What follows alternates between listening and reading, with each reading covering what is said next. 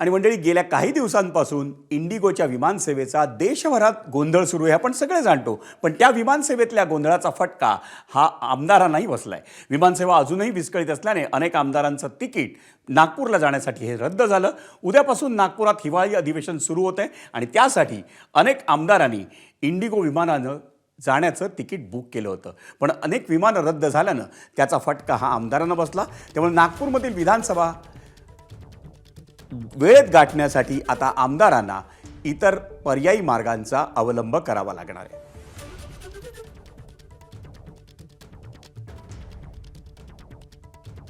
सत्ताधाऱ्या आमदारांना माझी अशी माहिती आहे की काही ठिकाणी खाजगी विमानं तयार केली गेलेली आहेत. तर एका बाजूला जर प्रायव्हेट जेटची व्यवस्था केली जाते आणि दुसऱ्या बाजूला इंडिगोसारखा विषय हा राज्य सरकार हा आमच्या अतिरिक्त नाही असं म्हणतायत. विशेष विमान त्यांनीची व्यवस्था करायला पाहिजे होती, पण ती करायला पाहायला मिळत नाही आहे. ट्रेनची व्यवस्था केलेली आहे. आज ट्रेन आहे ती दुरंतोसारखी ट्रेन होती, ती फुल झालेली आहे.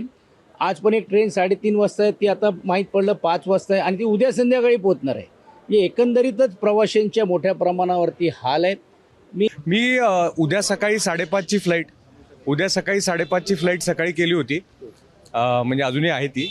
पण साधारणतः लक्षात आलं 3-4 दिवसापासून की सतत फ्लाईट कॅन्सल होत आहेत.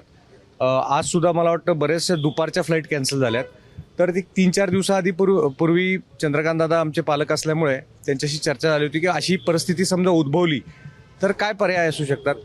तर ते मला म्हणाले होते की आपण जरा विचार करून सांगू. तर मी सकाळी आता गाडीने निघणार होतो, पण काल संध्याकाळी मला दादांचा म्हणजे सहकाऱ्यांचा फोन आला की आपण काही आमदार सोबत जाऊ. तर त्यांच्यासोबत दुपारी 2:30 वाजता जाणार आहे, कारण अधिवेशन सुद्धा महत्त्वाचं आहे आणि वेळेत पोचणं हे फार महत्त्वाचं आहे. त्यामुळे त्यांच्यासोबत जाईल. नागपूरला वेळेत पोहोचण्याकरता मी आता इथनं प्रस्थान करत आहे. अधिवेशनाला योग्य वेळेत पोचावं याकरता विमानाची उड्डाणांचा जो प्रॉब्लेम चालू आहे त्यामुळे मी बाय रोड नागपूरला चाललो आहे.